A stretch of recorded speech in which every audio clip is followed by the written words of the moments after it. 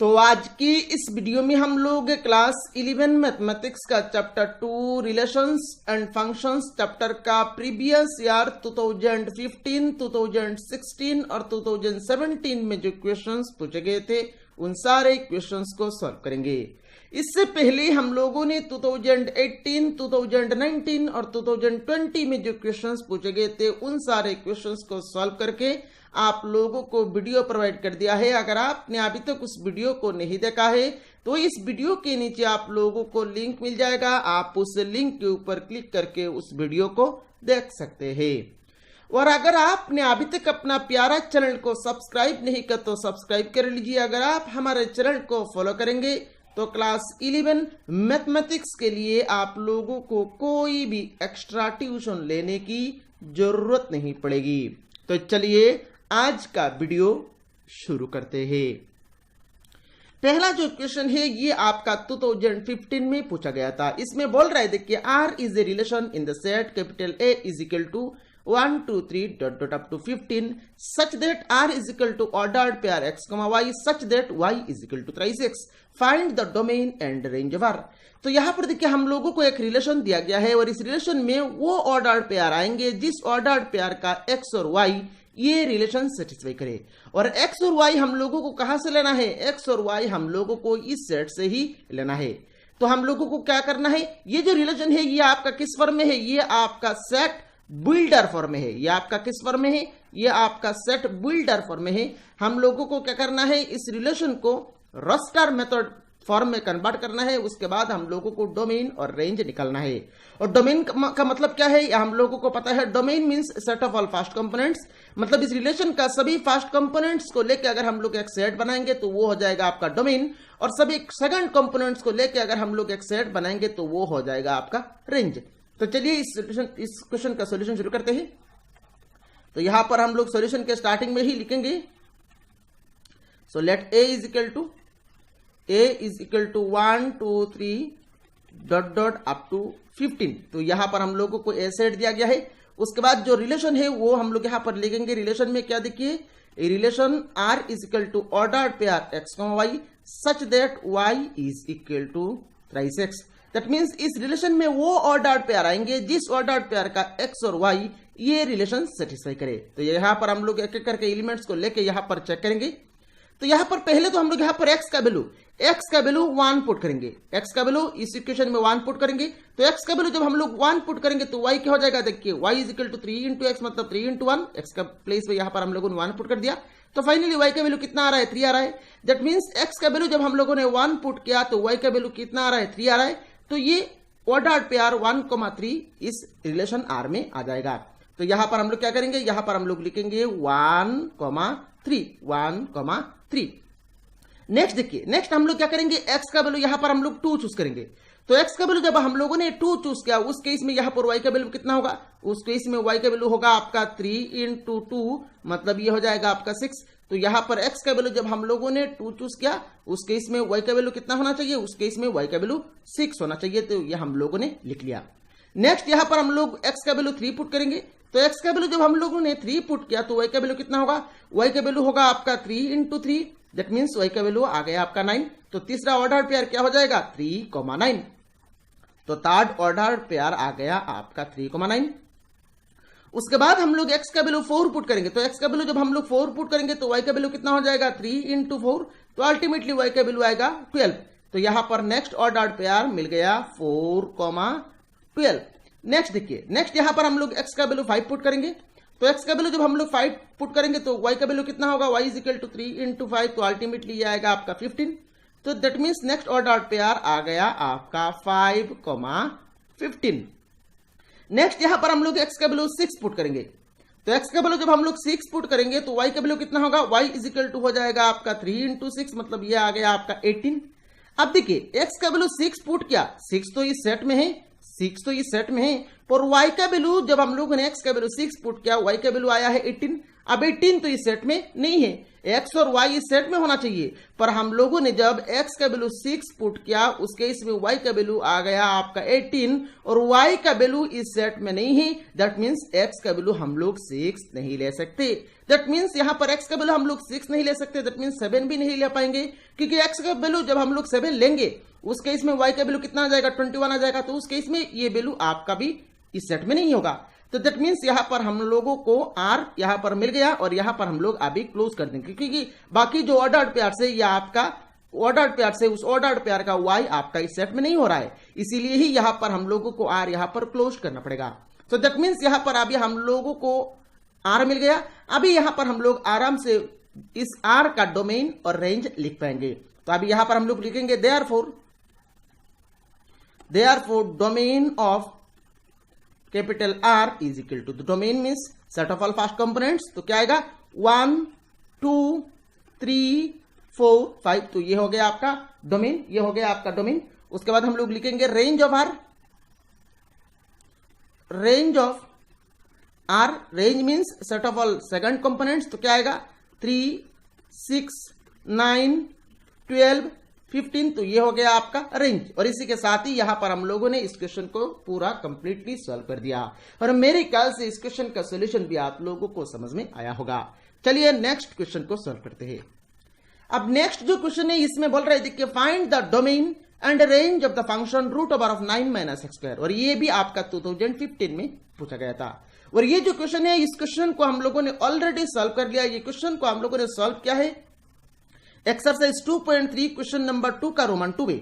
तो ये वीडियो आप लोगों को प्लेलिस्ट में मिल जाएगा, मैंने इस वीडियो के नीचे लिंक दिया है, वहां पर जाके आप इस वीडियो को देख के इस क्वेश्चन को सॉल्व कर सकते हैं।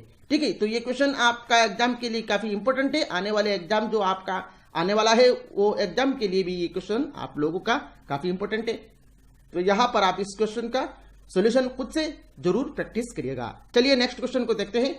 नेक्स्ट जो क्वेश्चन है ये आपका 2016 में पूछा गया था। इसमें क्या बोल रहे थे कि the relation R on the set of natural numbers n is defined as. तो यहां पर हम लोगों को एक रिलेशन डिफाइंड किया गया है R is equal to ordered pair a, b such that a plus 5b is equal to 27। मतलब R में वो ऑर्डर्ड पेयर आएंगे जिस ऑर्डर्ड पेयर का a और b ये इक्वेशन सेटिस्फाई करे। और a और b कहां से लेना है, a और b हम लोगों को किसी भी नेचुरल नंबर लेके ही यहां पर R को बनाना है। हम लोगों को निकालना क्या है, फाइंड R, मतलब इस R को हम लोगों को निकालना है। ये आपका सेट बिल्डर फॉर्म में दिया गया है, इसको हम लोगों को रोस्टर फॉर्म में कन्वर्ट करना है। R इनवर्स, तो R इनवर्स कैसे निकालेंगे वो हम लोग आगे जाके देखेंगे। उसके बाद domain of R and range of R निकालना है। तो चलिए यहां पर सॉल्यूशन शुरू करते हैं। तो यहां पर हम लोग पहले तो यहां पर n का मतलब क्या है, नेचुरल नंबर, तो इसको हम लोग लिख लेंगे n इज इक्वल टू 1 2 3 4 5 ... तो ये होता है हमारा सेट ऑफ नेचुरल नंबर। उसके बाद R जो दिया गया है उसको यहां पर हम लोग लिखेंगे R इज इक्वल टू क्या दिया गया है, देखिए R equal to ordered pair a, b such that a plus 5b is equal to 27। और ए बी कहां से लेना है, ए बी हम लोगों को नेचुरल नंबर से ही लेना है। तो यहां पर हम लोगों ने आर जो सेट बिल्डर फॉर्म में दिया गया है वो हम लोगों ने यहां पर लिख लिया। अभी इसको हम लोगों को रोस्टर फॉर्म में कन्वर्ट करना है।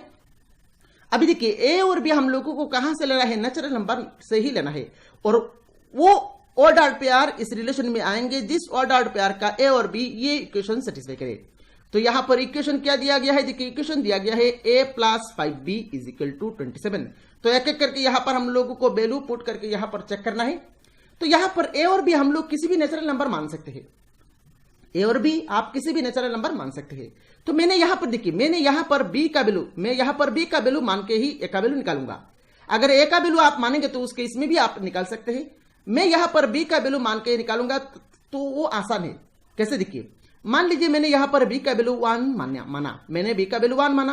तो यहां पर देखिए b का वैल्यू जब मैंने 1 माना तो इस केस में क्या हो गया, देखिए b का वैल्यू जब यहां पर हम लोग पुट करेंगे तो प्लस 5 इंटू बी, मतलब ये 5 हो जाएगा। यहां पर कितना हो जाएगा, 5 हो जाएगा।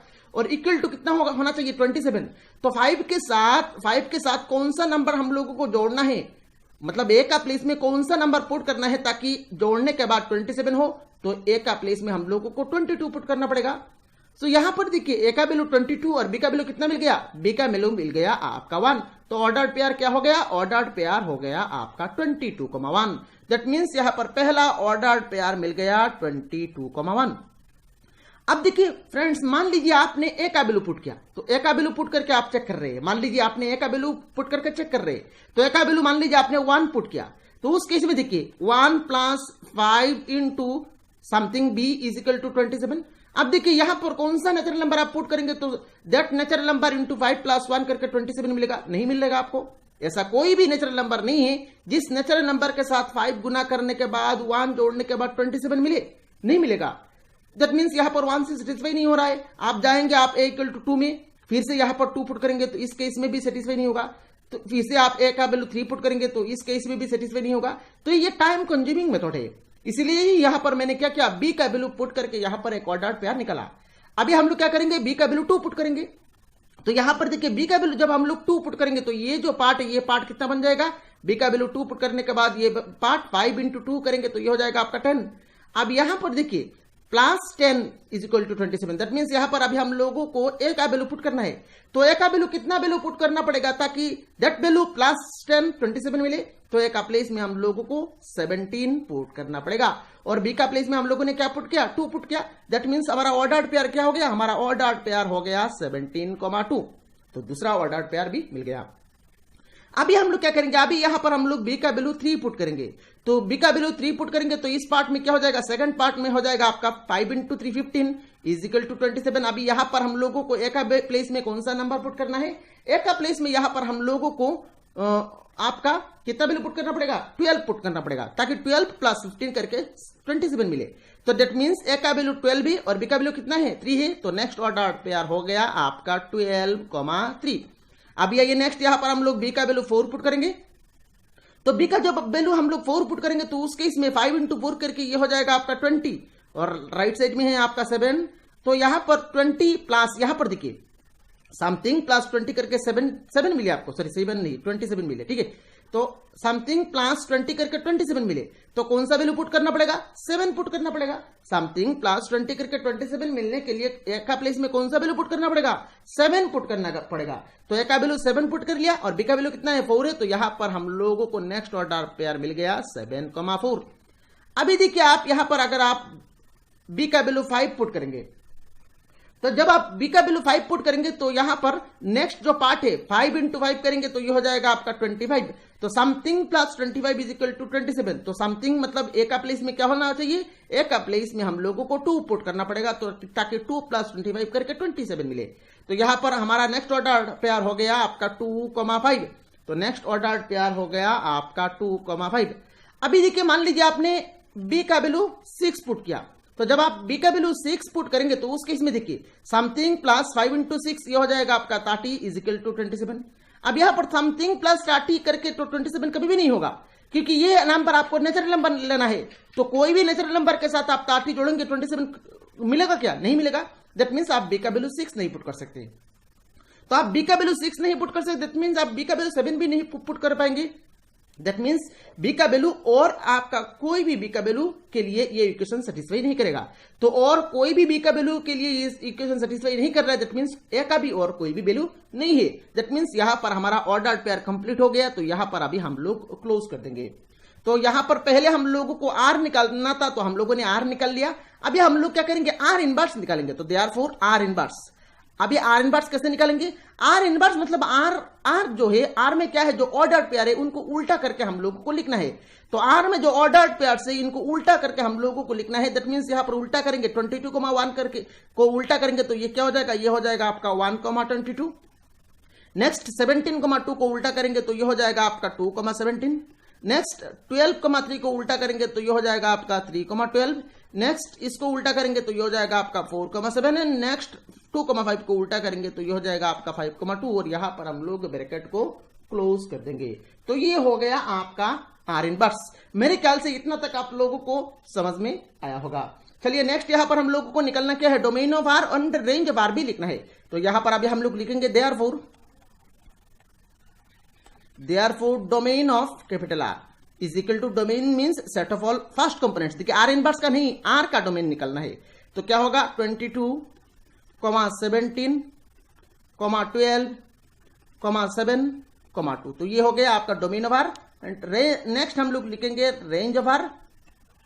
Range of R means set of all second components. तो क्या होगा 1, 2, 3, 4, 5। तो ये हो गया आपका domain of R and range of R. और मेरे ख्याल से इस क्वेश्चन का सॉल्यूशन आप लोगों को समझ में आया होगा। चलिए नेक्स्ट क्वेश्चन को सॉल्व करते हैं। अब नेक्स्ट जो क्वेश्चन है ये आपका 2016 में पूछा गया था। इसमें हम लोगों को एक फंक्शन दिया गया है और इस फंक्शन का क्या निकालना है, डोमेन और रेंज निकालना है। तो चलिए इसका सॉल्यूशन शुरू करते हैं। तो यहां पर हम लोगों को फंक्शन दिया गया है, देखिए f of x is equal to, ऊपर में है आपका x माइनस 2 और नीचे है आपका 3 माइनस एक्स। अभी इस फंक्शन का डोमेन निकालना है हम लोगों को। डोमेन मतलब x का वो वैल्यू निकालना है जिस x का वैल्यू के लिए फंक्शन डिपेंड हो। तो यहां पर देखिए x का प्लेस में अगर आप 3 पुट करेंगे तो नीचे देखिए ऊपर में क्या हो जाएगा 3 माइनस 2 और नीचे हो जाएगा आपका 3 माइनस 3। तो अल्टीमेटली ऊपर में 1 और नीचे क्या आ गया 0 आ गया। तो ये क्या हो गया, ये हो गया आपका अनडिफाइंड। ये क्या हो गया आपका अनडिफाइंड। दैट मींस x का प्लेस में अगर हम लोग 3 पुट करेंगे तो ये फंक्शन अनडिफाइंड हो जाता है। और 3 को छोड़ के आप कोई भी रियल नंबर पुट करें, आप 3 को छोड़ के कोई भी रियल नंबर पुट करें तो ये फंक्शन आपका डिफाइंड होगा। दैट मींस ये जो फंक्शन है इस फंक्शन का डोमेन हो जाएगा ऑल रियल नंबर्स एक्सेप्ट 3। 3 हम लोग पुट नहीं कर सकते क्योंकि 3 जब हम लोग पुट करेंगे उस केस में ये फंक्शन आपका अनडिफाइंड हो जाता है। तो इसका सॉल्यूशन में हम लोग लिखेंगे f of x is undefined if x is equal to 3। f of x is undefined if x equal to 3। मतलब x का प्लेस में अगर हम लोग 3 पुट करेंगे तो ये फंक्शन अनडिफाइंड हो जाता है। सो therefore domain of f of x is all real numbers minus 3। मतलब r से सभी रियल नंबर से हम लोगों को 3 को छोड़ना है क्योंकि r में तो 3 है पर 3 हम लोग नहीं ले सकते। 3 को छोड़ के सभी रियल नंबर के लिए यह फंक्शन आपका डिफाइन हो जाएगा। तो ये हो गया आपके इस फंक्शन का डोमेन। अब ये हम लोगों को इस फंक्शन का रेंज भी निकालना है। तो रेंज निकालने के लिए हम लोग क्या करेंगे, रेंज निकालने के लिए हम लोग कुछ नाम देंगे। तो let y is equal to F of x हम लोगों ने नाम दे दिया। So this implies y is equal to F of x मतलब x minus 2 divided by 3 minus x. अभी क्या करेंगे, ये y in terms of x है, हम लोग क्या करेंगे, हम लोग इसको x in terms of y बनाएंगे। तो इसके लिए क्या करेंगे, हम लोग यहां पर क्रॉस कर देंगे। तो y इंटू 3 ये हो जाएगा आपका 23y, then y into x ये हो जाएगा आपका xy is equal to x minus 2। So this implies अभी यहां पर देखिए y in terms of x है, x in terms of y बनाना है। तो नेक्स्ट हम लोग क्या करेंगे, नेक्स्ट हम लोग लिखेंगे 23y और 2 को लेफ्ट साइड में लेके आएंगे तो ये हो जाएगा आपका plus 2 is equal to x और इस टर्म को हम लोग राइट साइड में लेके जाएंगे तो ये हो जाएगा आपका plus xy। So this implies 23y plus 2 is equal to, अभी इस साइड से देखिए x कॉमन आ रहा है तो x कॉमन ले लिया, रह गया है आपका 1 plus y। So this implies अभी 1 प्लस y को हम लोग लेफ्ट साइड में लेके आएंगे तो ये हो जाएगा आपका 23y plus 2 divided by 1 plus y is equal to x। अभी इसको थोड़ा सा हम लोग और एक लाइन यहां पर एक्स्ट्रा लिखेंगे, x को हम लोग लेफ्ट साइड में लिख लेंगे और राइट साइड में इसको लेके जाएंगे तो ये हो जाएगा आपका 23y plus 2 divided by 1 plus y। अभी रेंज में हम लोगों को निकालना क्या है, रेंज में हम लोगों को पॉसिबल वैल्यू ऑफ y निकालना है। अभी इसमें आइए, ये जो एक्सप्रेशन है इस एक्सप्रेशन का पॉसिबल वैल्यू ऑफ y हम लोगों को देना है। अब यहां पर देखिए ये जो एक्सप्रेशन है ये एक्सप्रेशन अनडिफाइंड कब होगा, ये एक्सप्रेशन तब अनडिफाइंड होगा अगर हम लोग y के प्लेस में -1 पुट करें। जब हम लोग y के प्लेस में -1 पुट करेंगे तो नीचे 1 प्लस -1 दैट मींस अल्टीमेटली ये हो जाएगा आपका 1 - 1 होके ये अल्टीमेटली 0 हो जाएगा।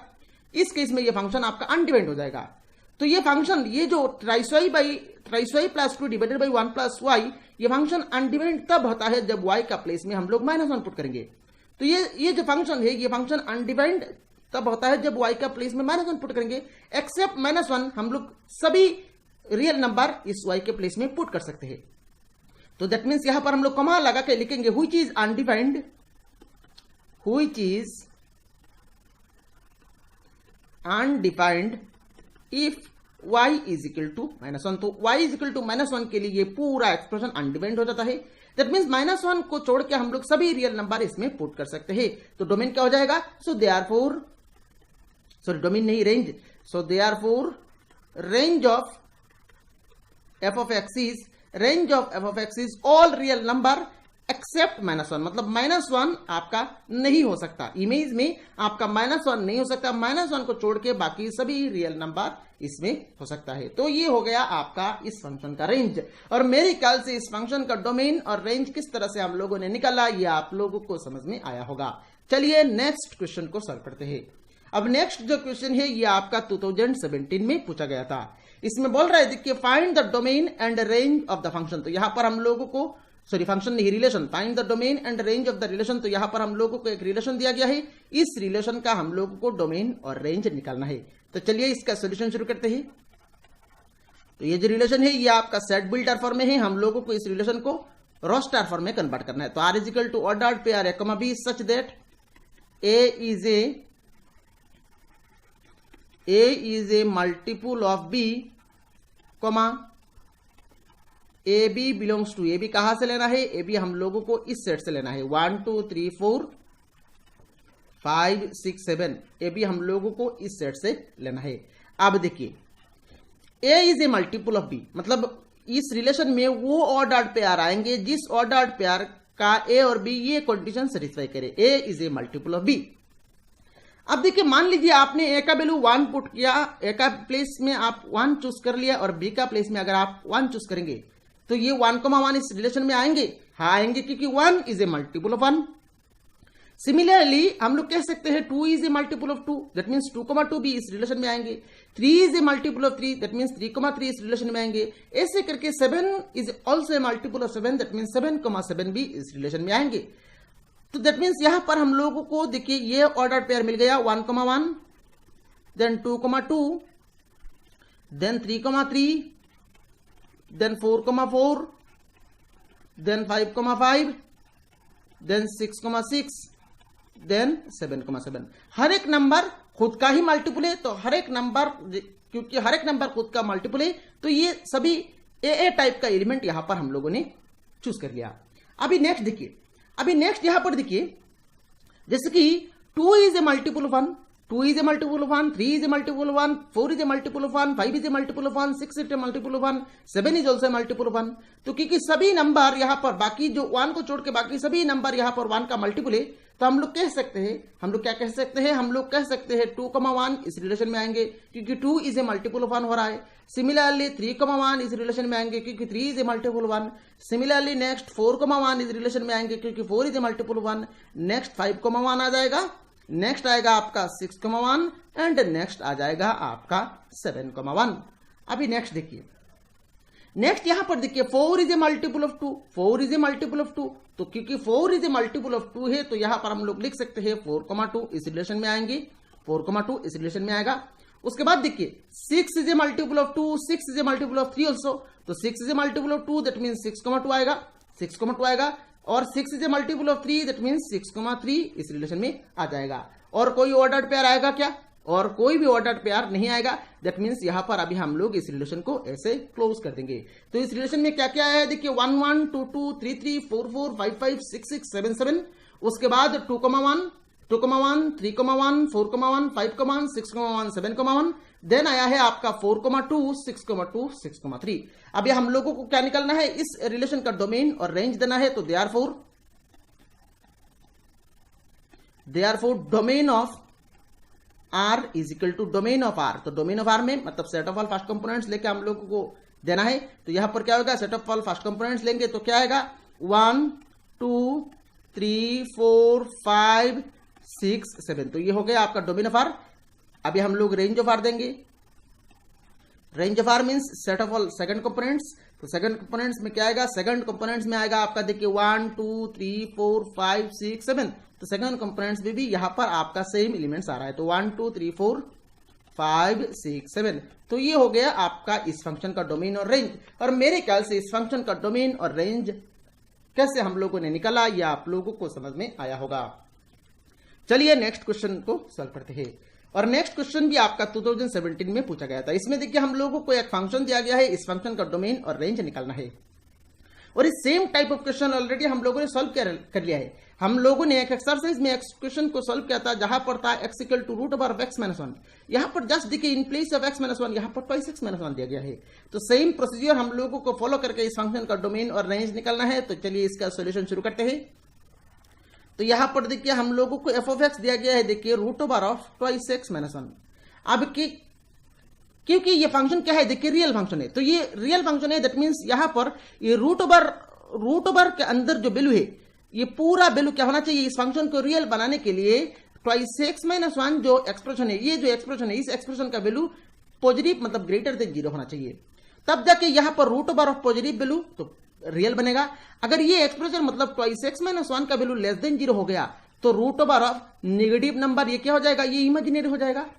और यहां पर अगर हम लोग ट्वाइस x माइनस 1 अगर ये एक्सप्रेशन का वैल्यू 0 हो तो रूट ओवर ऑफ 0 उस केस में क्या होगा, रूट ओवर ऑफ 0 अल्टीमेटली 0 होगा, तब भी ये फंक्शन आपका डिवाइड होगा। दैट मींस ये फंक्शन रियल होने के लिए ट्वाइस x माइनस 1 का वैल्यू आपका ग्रेटर देन इक्वल टू 0 होना चाहिए। तो यहां पर हम लोग सॉल्यूशन में लिखेंगे f of x to be real, f of x to be real if twice x minus 1 greater than equal to 0, f of x to be real if twice x minus 1 greater than equal to 0, this implies twice x greater than or equal to 1 को हम लोग right side में लेके जाएंगे तो ये कुछ इस तरह से हो जाएगा। So this implies x greater than equal to half, that means x का वैल्यू हाफ से बड़ा होना चाहिए। अब मान लीजिए ये हमारा रियल लाइन है minus infinity to plus infinity, और मान लीजिए यहां पर हमारा हाफ नंबर है, तो हाफ से बड़ा होना चाहिए मतलब हाफ का राइट साइड ही होना चाहिए। सो देयरफॉर अभी हम लोग लिख लेंगे देयरफॉर डोमेन ऑफ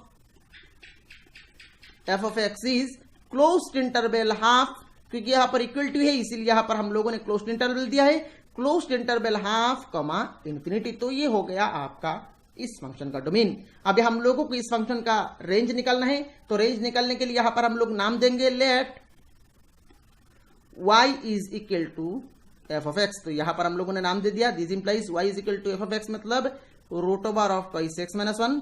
अभी बोथ साइड स्क्वायर करेंगे तो ये हो जाएगा आपका y square is equal to twice x minus 1। This implies अभी y in terms of x है तो x in terms of y बनाएंगे, तो x in terms of y बनाने के लिए 1 को लेफ्ट साइड में लेके आएंगे तो ये हो जाएगा आपका y square plus 1 is equal to twice x। So this implies यहां से देखिए y square plus 1 divided by 2 is equal to x। तो इस कंडीशन को अभी हम लोग इसमें यूज कर लेंगे। तो अभी हम लोग लिखेंगे now x is greater than equal to half, this implies y square plus 1 divided by 2 greater than equal to half. अब 2 कैंसिल हो गया, so this implies y square plus 1 greater than equal to 1। अभी 1 cancel हो जाएगा, सो यहां पर हो जाएगा finally y square greater than equal to 0। अब y square greater than equal to 0 से हम लोग लिख सकते हैं y greater than equal to 0 और y less than equal to 0। वो मैंने उस वीडियो में समझाया किस तरह से यहां पर हम लोगों ने लिखा है। देखिए y square greater than equal to 0 का मतलब क्या है, square of a number positive, square of number positive. तो जैसे कि यहां पर देखिए 2 स्क्वायर क्या है, greater than equal to 0, 2 square greater than equal to 0 मतलब 2 स्क्वायर ग्रेटर देन 0 हो रहा है। और माइनस 2 होल स्क्वायर इसका वैल्यू क्या होगा 4, और 4 भी ग्रेटर देन 0 है। That means square of a number positive, that means ये जो नंबर है ये नंबर पॉजिटिव हो सकता है, ये नंबर नेगेटिव भी हो सकता है। तो यहां पर हम लोगों ने इस कंडीशन को यूज करके इस लाइन को लिख लिया है। अब देखिए y नेगेटिव नहीं हो सकता, क्यों, क्योंकि y नेगेटिव हो गया, दैट मीन्स इस लाइन में आइए y नेगेटिव हो सकता है, नहीं हो सकता, क्योंकि इस साइड अगर नेगेटिव हो गया, इस साइड अगर नेगेटिव हो गया तो राइट साइड में क्या है root over of twice x minus 1। अब ये एक्सप्रेशन कभी भी नेगेटिव नहीं हो सकता, दैट मीन्स y ये जो y less than equal to 0 है ये कंडीशन कभी भी सेटिस्फाई नहीं करेगा। तो यहां पर अब अभी हम लोग लिखेंगे but y can not be negative, therefore y is greater than equal to 0। That means y का वैल्यू 0 से ग्रेटर होना चाहिए या फिर 0 भी हो सकता है। तो therefore range of F of x is 0 से बड़ा मतलब 0 टू इंफिनिटी यहां पर हम लोगों को लेना है। और यहां पर क्योंकि इक्वल टू है तो यहां पर हम लोगों ने क्लोज्ड इंटरवल दे दिया। तो ये हो गया आपका इस क्वेश्चन का कंप्लीट सॉल्यूशन, और मेरे ख्याल से इस क्वेश्चन का सॉल्यूशन आप लोगों को समझ में आया होगा। तो ये वीडियो कैसा लगा आप लोगों को नीचे कमेंट बॉक्स में कमेंट करके बताना है, और ये इस चैनल को अगर आपने सब्सक्राइब नहीं किया तो जल्द से जल्द सब्सक्राइब कर लीजिए। Thank you for watching this video.